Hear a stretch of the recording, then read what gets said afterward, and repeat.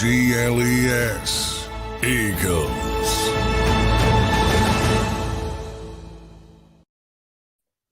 Eagles fans, welcome back to another edition of Football 24/7. I'm your guy, Tone DeShields II, and I'm joined by our Eagles insider, John McMullen. Make sure you guys smash that like button. Make sure you guys give us a subscribe to the JAKIB Sports YouTube channel. And if you guys want more content from JAKIB, you guys know where to go. Check us out on jakibsports.com. Also, check John out on si.com. And also make sure you guys lock in on the JAKIB Sports YouTube channel. A lot of content is available on there for you guys to lock in on. Birds 365, Sports Take, the National Football Show. You can catch all those shows at 8, 12 p.m. and 3 p.m. Eastern time, respectively, of course. John, my friend, how are you feeling in this Saturday afternoon? Doing well. A little bit, want to see some football on Sunday, but we got to wait an extra day. So it's been a while. It seems like it's way too early for a mini bye, but and then you get the extra day on top of it. So maybe the Eagles can fix some things. They weren't able to work as much between week 1 and week 2. It was sort of a DNA game, and maybe they got an opportunity to step back and try to pick some of the things. But I got to tell you, man, I was down there today, and they're very happy with the way Brian Johnson handled the Vikings game. And I know a lot of Eagles fans are upset about the lack of a passing attack, but I can tell you in that building, they're thrilled with the way he handled things. And that's what the NFL is, man. Somebody gives you something, take it. And I think too many play callers get caught up in that sort of outside noise and saying, oh, you got 456 yards, but you didn't get it the way I wanted it. And, a win's a win. Yeah, absolutely. And, today, Eagles fans, we're going to get into the Eagles defense and the Buccaneers offense. Yesterday, we talked about the Eagles offense and the Buccaneers defense. But, John, really quickly, based off what you said, I mean, historically, the Eagles, or what we've heard through the grapevine, is whenever they've had a game that, in their opinion, they felt like they should have had a better air attack. One game that stands out to me is that Packers-Eagles matchup where Carson Wentz led those guys up at Lambeau. And the rumor was the organization wasn't too happy with how they got the job done in that game. They leaned heavily on the running game in that game. But, you say that they were thrilled with how Brian Johnson handled the matchup, especially with him leaning on the running game. Can you expand on that and try to connect the dots there for me? Well, that was Jeffrey Lurie. And, a lot of that was, you're talking about the Green Bay game. And there's no doubt that Jeffrey Lurie believes, and he's correct, by the way, believes to win consistently in the modern NFL, you have to have a explosive passing game. A lot of people, and it happened, he questioned Doug Peterson, who was the coach at the time, about, what went on in the game. But, people take things in different ways. Now, Jeffrey will say he's an inquisitive person. He's just asking questions. They aren't meant in a negative fashion. That's his side of the fence. Doug's side of the fence was, what the hell are you complaining about? We just upset a great team at the time at Lambeau Field. A win's a win, as I just said. So what I'm talking about today is not involving Jeffrey Lurie. He might still want to pass the ball. It's involving, people on the football side who kind of are more in tune with how difficult it is in this league to win from week to week to week. And look, I mean, all you got to do, and fans can do this too now, if you got the $99 or whatever they charge for it now, NFL Game Pass, you can get the coaches film. I mean, they're just playing umbrella coverage. Why are you going to throw into that? And they refuse to come out of it. And it was a unique situation because most defensive coordinators would have come out of it when they started to get gashed in the running game, but they didn't. Minnesota didn't. So, what are you going to do? Throw into 8-man coverages, or are you going to take 6-7 free yards, basically? And I think the Eagles did the right thing, as the yardage and the scoreboard kind of cements.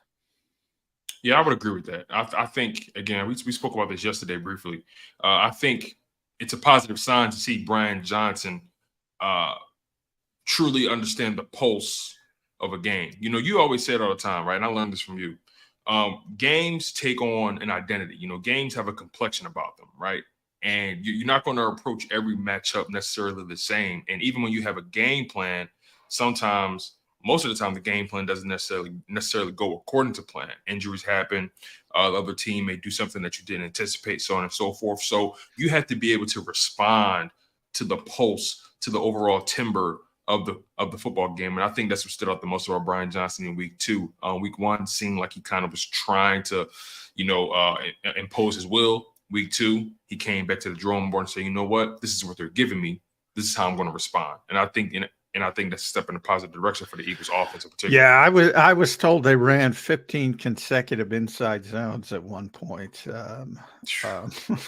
which is, and again, that's dominance, by the way, to run the same play and they can't stop you. That's dominance right there. It takes discipline as well too, because people get antsy and they say, "Oh, we can't do this again. We can't do this again." Why can't you? I bring up that XFL story. You might have heard me say it. When the XFL might coaches, you got an opportunity to see. Like, the NFL doesn't want that because they don't want you to see what they're doing, and they sure as hell don't want you to see when they make a mistake. But it was Hal Mummy, who was a longtime college coach, longtime offensive mind, and he was coaching in the XFL, calling plays. His team was rolling, and it was a similar type thing. And I think people don't understand. It's like they were running the football, and he said his play call was, and I quote, "Do it again." That was the play call, and he did it about 4 or 5 straight times. It can be that simple at times. If it's working, it doesn't have to be complicated. If somebody can't stop something, why stop?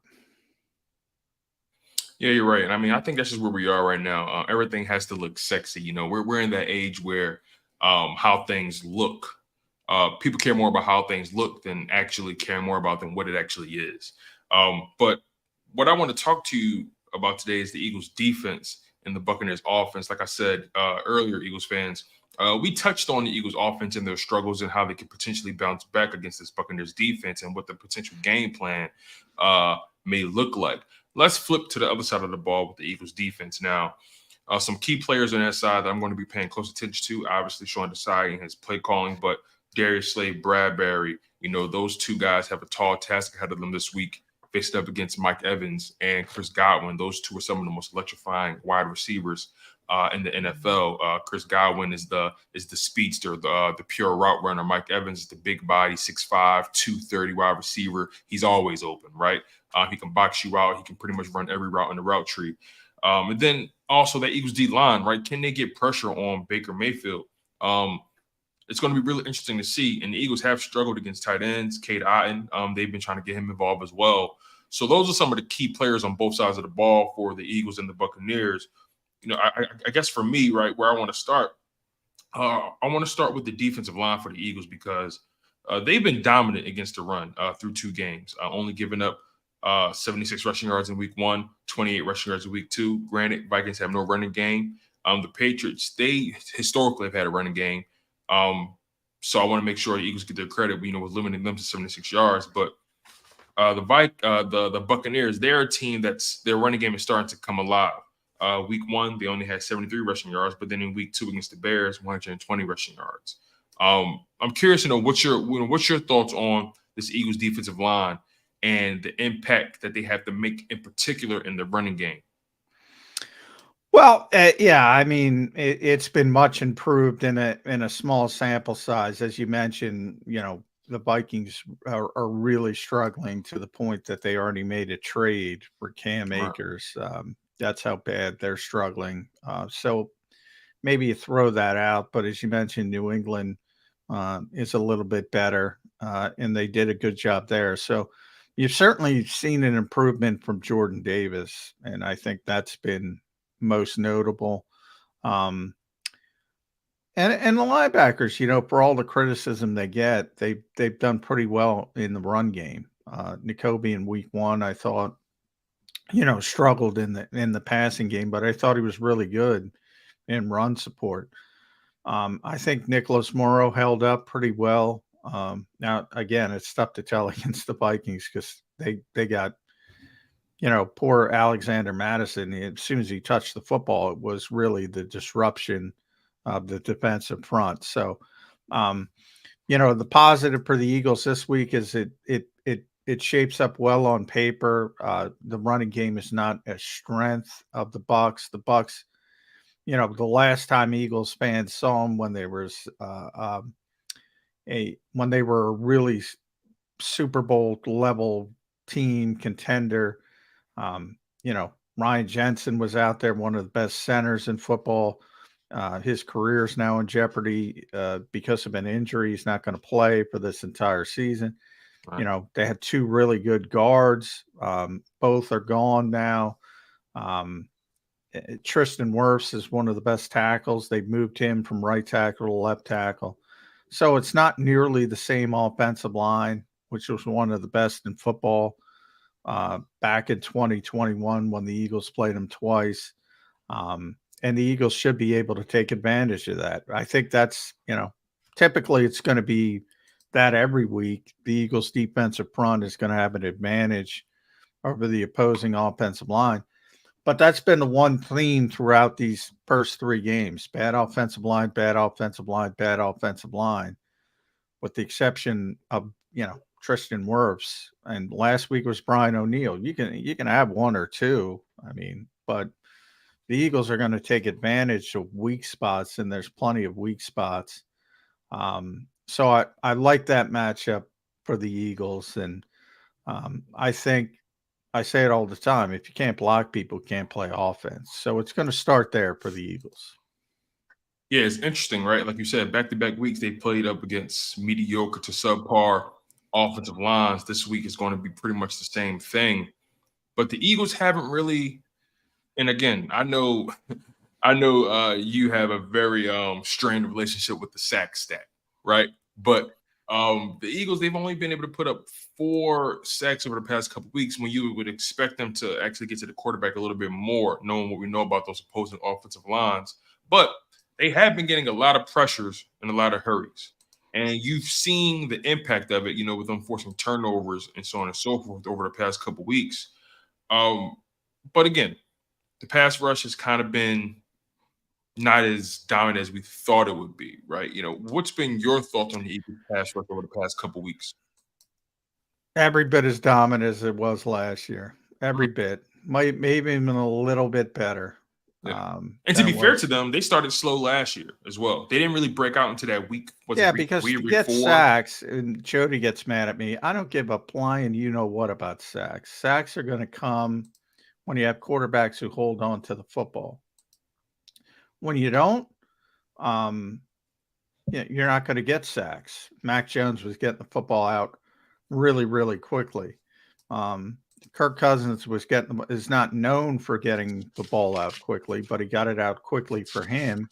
And the 1 or 2 times he didn't, Josh Sweat forced fumble. You got a 7-yard field. That's why we talk about this. And there was this one poor Pittsburgh writer I paid on social media who played that game. Oh, don't give me pass rush win rates. Look at sacks. You got to make plays. And he got crapped upon by the entire world of the NFL right now. And it's not about advanced statistics or advanced analytics. Pressure and whatever metric you want to use is consistent with good players. Sacks are not, because, Carson Wentz, that was the game where the Eagles really took off. He was just holding on to the football, holding on to the football, holding on to the football. I always use Peyton Manning as the best example. You're not sacking Peyton Manning. He's getting rid of the football. It's coming out on time. So you can see if you're facing one week and one the next, you might have a better pass rush on Peyton Manning. It's not going to result in sacks. So that part of it's never fixed, and that's why, context from game to game. But you've seen the hurries and the hits and the pressures and every statistic you look at. Jalen Carter's got 10 hurries already. 2 games. Yeah, that's insane. He's got 1 sack. Do you think he's been effective? Oh, very much so. Pretty stinking effective if you watch the games. Yeah. Josh Sweat has been tremendous. He's got 2 sacks, 4 hits, 4 hurries. Even Jordan Davis, it's wild. He's even having an impact on the pass rush. Him just being a big body, collapsing everything makes it easy for those guys around him. Jordan's got 2 sacks, so people are excited about that. Fletcher's got 4 hits, 2 hurries. Everybody. Hassan Reddick's got 5 hurries, and everybody's complaining. Hassan is interesting because I see him getting so close to the quarterback. He's so close to just popping one, but like you said, they get the ball out fast, and I think if he had full range of motion with that hand, I think he probably would have had at least 1 or 2 by now. But he should be, like Hassan Reddick in particular. He's just been so close. Like it's always been like a split second. Yeah, I mean, and the sacks will come when they face quarterbacks, and Baker's, he's gotten the football out. A lot of it depends on coaching. Tends to be young quarterbacks who can run the football tend to hold on to it a little bit longer because they like to extend plays. You have to be facing a quarterback that's willing to let you sack him to get a lot of sacks. So the pressure rate, that's why the pressure rate is more important, because that indicates the consistency of the pass rush. And the Eagles have right now the best pass rush in football, period. End of sentence. Yeah. And the pass rush is going to be pivotal this week because, again, the Buccaneers have a compromised offensive line. But on top of that, despite Baker Mayfield's recent success over a 2-game span, historically, he has been a quarterback that has struggled against the pass rush, against pressure. As a matter of fact, he tends to hold on, but in the past, he tends to hold on to the football a little bit too much, a little bit too long. But he has improved that. Right. He has this year. He has, but for his career, just to put it in perspective, for his career, he has a 61.4% completion percentage, but then that plummets to 45% when he's under pressure, throwing 22 touchdowns and 24 interceptions when he's pressured in any situation. And then on top of that, according to Pro Football Focus, in week 1 of this season, he had a 41.4 passing grade, when pressured, and a pass rating of 59.7 against the Vikings, right? And the Vikings, they don't really have a consistent pass rush right now. But take it even a step further. I mean, 2022, a 30.8 passing grade. 2021, a 35.8 passing grade. 2020, 41.0 passing grade. 2019 was his best year when it comes to responding to the pressure, 61.5.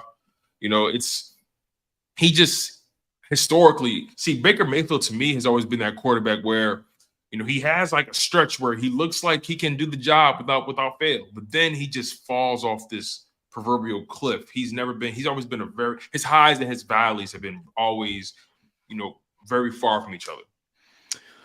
Well, that tends to be the problem with, that sets people apart at the quarterback position is consistency from week to week. Obviously, if you have highs and have lows, it's not as good as an even keel at a high level. I think, Jody brought this up this week, and I don't think people pay enough attention to the opposition. And that's not just Eagles fans, that's fans in general. Mm-hmm. So when you say, oh, DeAndre Swift should have 175 yards because he had 175 yards against the Vikings, and then Vita Vea shows up next week, and you're going to be disappointed when that turns into 45 or 50 or whatever. You got to understand the competition. They get paid too. Exactly. And that comes with quarterback. And a lot of it, if you think about last year, the criticism of the Eagles defense, well, they can't stop good quarterbacks. Isn't that baked into it? Like, who stops Patrick Mahomes? You can make him a little uncomfortable, maybe, but for the most part, he's going to be Patrick Mahomes is going to be Patrick Mahomes. And the Eagles did. They only gave up, as I said, if you go back to the Super Bowl, if I said going into the game, oh, they're going to give up 182 passing yards to Patrick Mahomes, I think everybody would have raised their hand. I'll take that. But ultimately, the ending wasn't where you wanted it to be. But the assumption, and we use the NBA comp all the time, Michael Jordan's going to get 30. How difficult are you going to make that 30?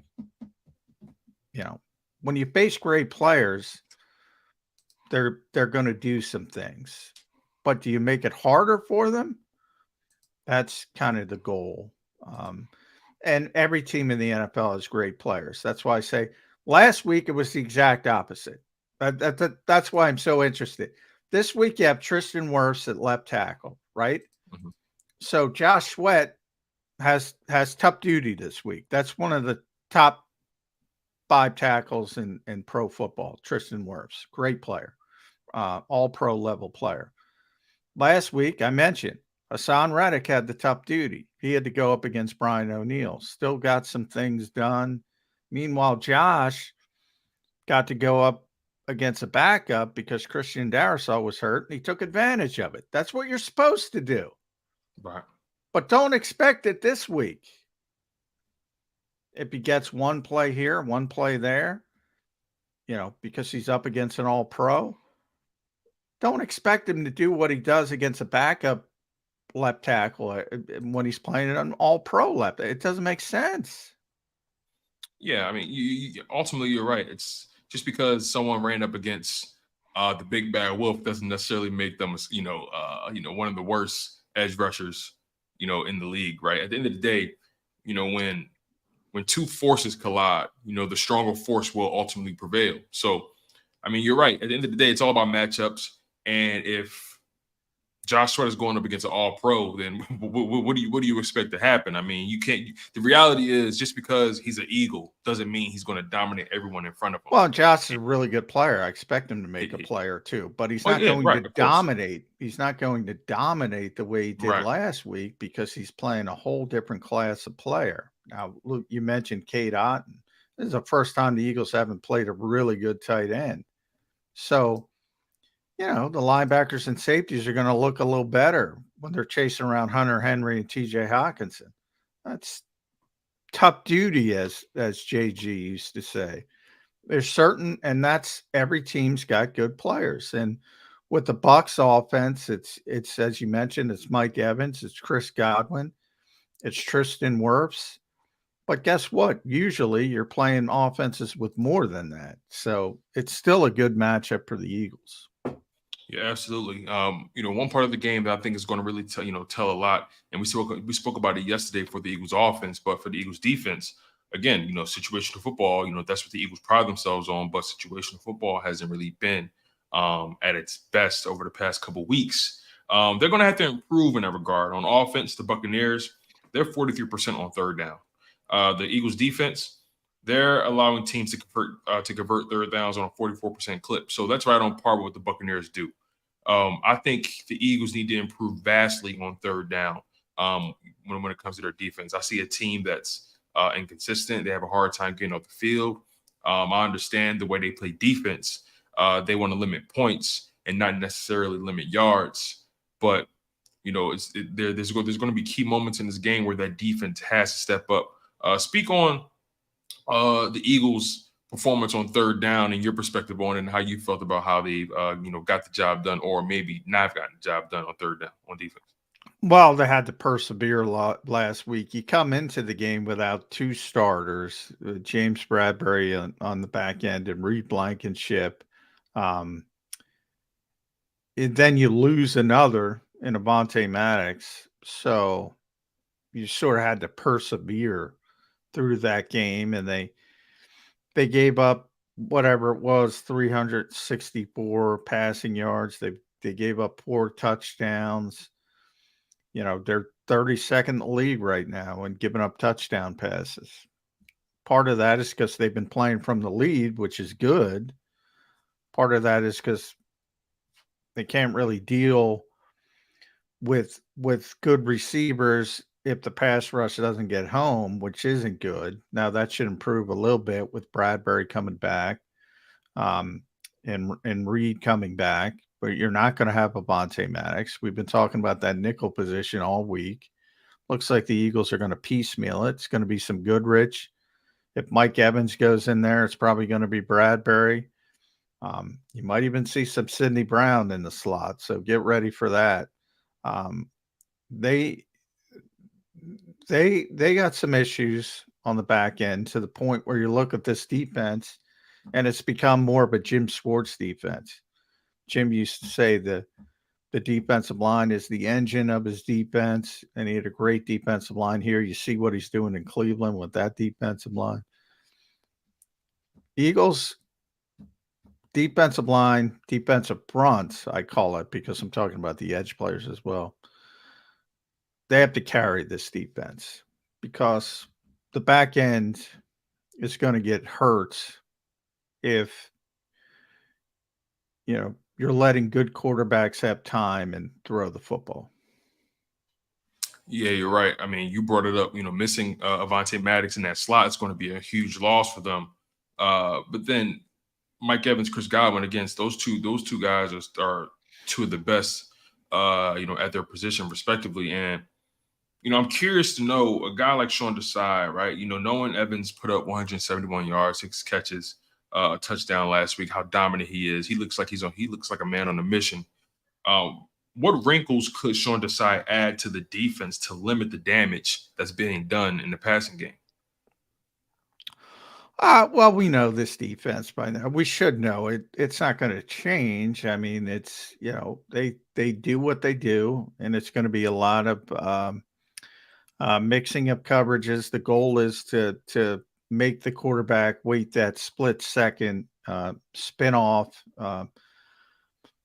everything after the snap, post snap, and try to confuse the quarterback just that little half second or whatever it is. And that's the whole thought process behind it. So they don't change very much from week to week.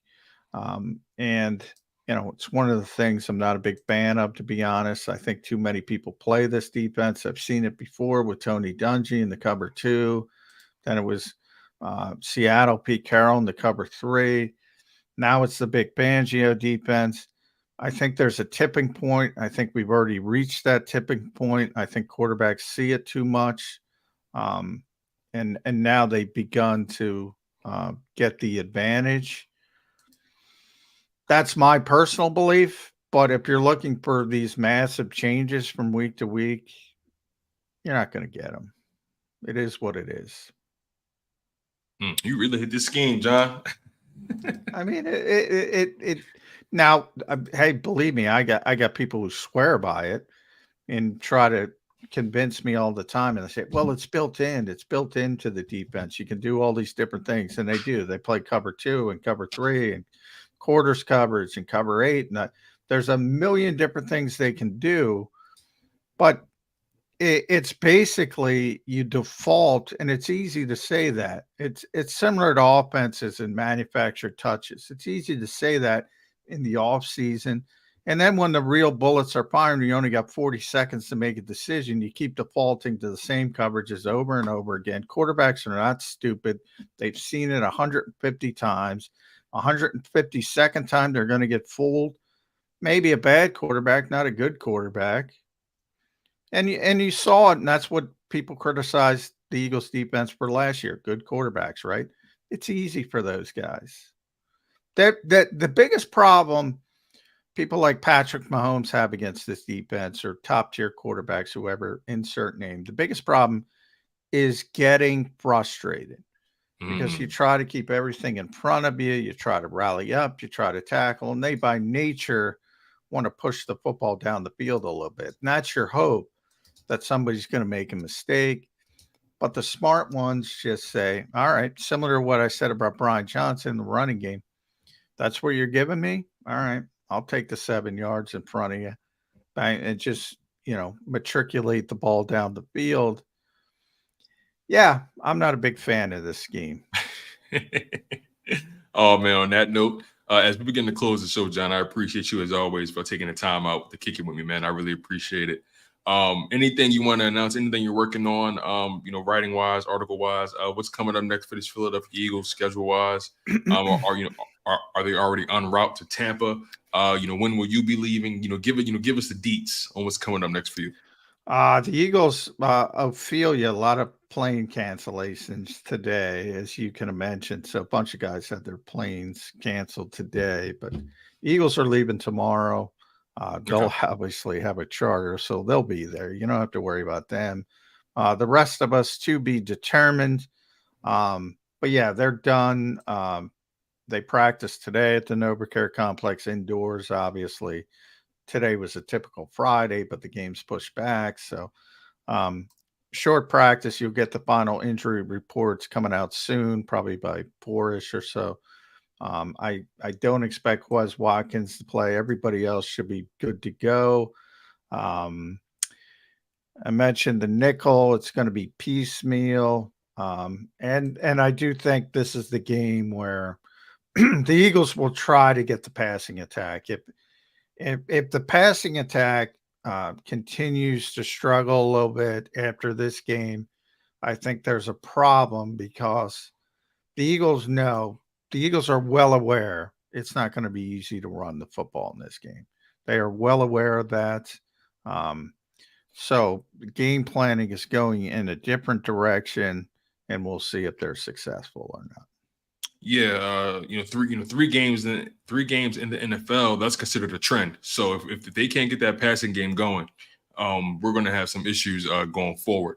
John, before we get out of here, before I let you go, my man, I need you to give me a prediction. I do think the Eagles are going to win the game. Tampa Bay's done a nice job getting out to a 2-0 start, but remember the competition. You saw Minnesota with the Eagles. They beat Minnesota week 1 barely. The only reason they did was because Minnesota turns it over all the time, as you also saw. Pretty clearly got outplayed as far as the yardage went, but they just managed to turn the football over. And then Chicago's, if not the worst team in the league, certainly in the conversation if Arizona didn't exist. That's a bad football team. So, I wouldn't get too hyped up on that 2-0 start. I think they're better than people expected, because the defense is solid.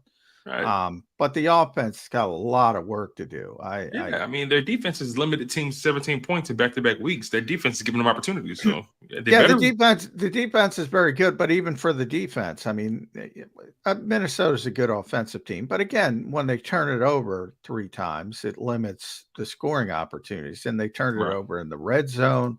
They were going in for a touchdown through an interception. And you deserve credit for those types of things, so I don't want to downplay it. But do understand that 2-0 start wasn't against Dallas and San Francisco. It was against Minnesota and Chicago. So And Chicago's really bad. So, you know, Baker's playing well. You mentioned Mike Evans, Chris Godwin. But the offensive line is bad. The tight end's bad. The running back is young. He's done some nice things, but I don't think anybody's going to be scared of Rashad White. This isn't the Tom Brady Bucs. So everybody thought they were in rebuilding mode. They look a little bit better than that, mainly because of their defense. We'll see how long Baker can keep it up.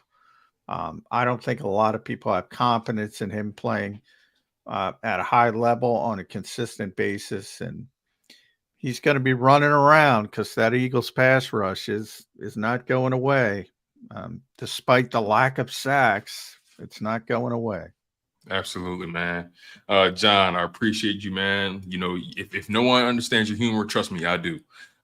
Make sure you guys smash that like button. Make sure you guys stay subscribed to JAKIB Sports. And if you're new, make sure you guys hit that subscribe button and hit the notification bell so you guys are made fully aware whenever the channel drops any more content. Check John out also on Birds 365 with Jody Mack. Also lock in on Sports Take at 12 p.m. Eastern Time. 8 a.m. Eastern Time for Birds 365 as well. 12 p.m. Eastern Time for Sports Take. 3 p.m. Eastern Time for the National Football Show with Dan Cilio. You guys, we appreciate you so much. Smash that like button. Oh, by the way, my prediction for this game, I think the Eagles do win. And I think the Eagles win this game 28-17. That's my score for this game. And I'm sticking to it. 28-17, Eagles fans. Take care. Smash that like button. You guys were locked in on Football 24/7 with John McMullen. I'm your guy, Tone DeShields II. We'll see you next time.